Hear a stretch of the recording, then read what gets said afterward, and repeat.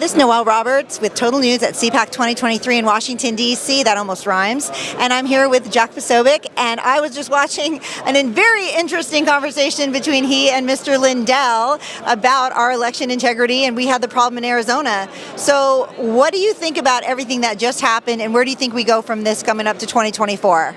Well, look, I think that election integrity and okay.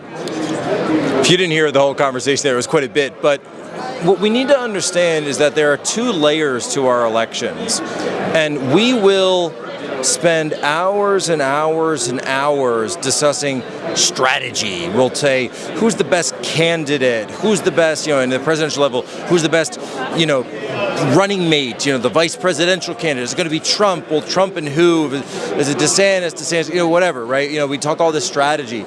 But there's also another layer to our elections that the Democrats in this country have been focusing on right under everyone's noses for about 10 years now. And they're 10 years ahead of the right on this, where they were able to use COVID-19 to really jumpstart a lot of these bills that were already in place, but they used COVID-19 as their excuse to push for these universal mail-in ballots, the ability for anyone to vote. They're trying to get us to the point where they want vote from home. Out of precinct voting. They want out of precinct voting, which is in Maricopa, yes. The voting centers. So they want it to be a situation where, and this is actually the best part of it, because they don't want your vote or your voting experience to go well when you are at the polls, because they want to disincentivize you to vote at the polls. They want you voting from home. They want everyone voting from home, and eventually the end point of that will be voting on your phone. God forbid. At which point I would say, well, are we using facial ID? Right. And so this has been the plan, this has been in the works, and so Republicans have been playing this game of, it's all just policy, it's all just strategy, who's the candidate, what's the message, whereas Democrats said, you know what, we don't care anymore.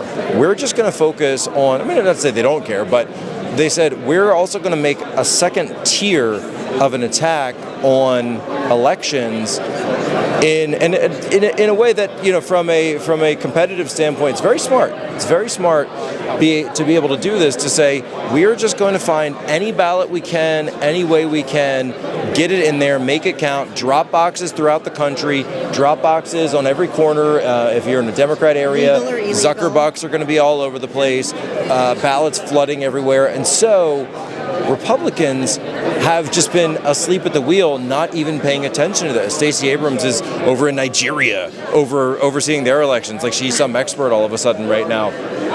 But I think that what Mike is saying is to try to get people to wake up to this new reality of how elections are being held in America, because that's right, even though it is not the traditional, I remember when my dad would take me to the middle school gym, and we'd wait in line, and you had the actual, you punched the machine, and actual levers, not big levers, but little levers, and he never talked to me about who he's voting for. He never tried to impress anything on me. He would just, what he said was it was important to do this as a citizen, and it was important for your country that you came out and vote. And this was a civic ritual, a communal ritual that we had as a country that was one of the many things that bound us all together. And what they're essentially doing is robbing us of that ritual, robbing us of Election Day, so that eventually we take this idea of voting as not really as important as we should, which is amazing, by the way, because these are the same people that'll tell you that we need to keep sending money to Ukraine because we have to fight for democracy, and that we have to censor the internet because if Jack Posobiec is tweeting, then it's dangerous for democracy. And so we'll say that we're doing all these things in the name of democracy, and yet we look at the way that we're actually running our own democracy, it's becoming degraded. And what I see on an even higher scale is that the United States appears to be, to my mind, on the same trajectory as we've seen happen again and again to republics, where a republic slowly, but then gradually, but then suddenly gets transformed into a regime, gets transformed into an empire.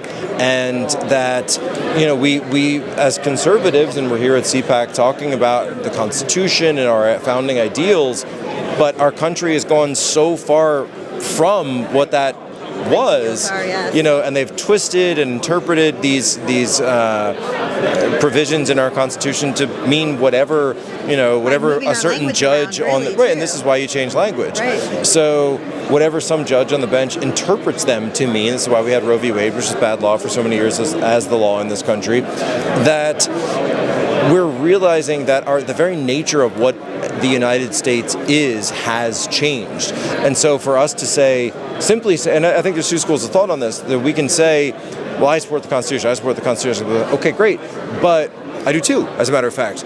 But if you're not actually understanding the situation that you are currently in, then you're not going to be in the fight, because all you're doing is you're throwing up your hands and saying, I wish things were the way they used to be, when things are constantly changing. Right. So I think we all understand one of the most important issues is people not becoming involved enough, not understanding what's happening in their area, their city, their state, even their region, and getting involved, getting educated. Mr. Posobiec, if you check him out, he has a lot of good information. You can hear from him, you can learn from him, and you have to do your research wherever you are about your issues and your candidates as well. And you have to not listen to the people who aren't telling the truth. Come over to the other side of the media where we do tell the truth. We hear from people who know the truth more than us even, and who want to share it with you. So try to check it out. We have an election coming up in a year and a half. Mr. Posobiec could be the first to tell you that if we don't get involved now, we could lose our country forever. And he served our country. Yes, 18 months is coming quickly. So thank you so much for joining us at CPAC. And we hope to see you again soon in the near future. This is Noelle Roberts with Total News at CPAC 2023 in Washington, D.C.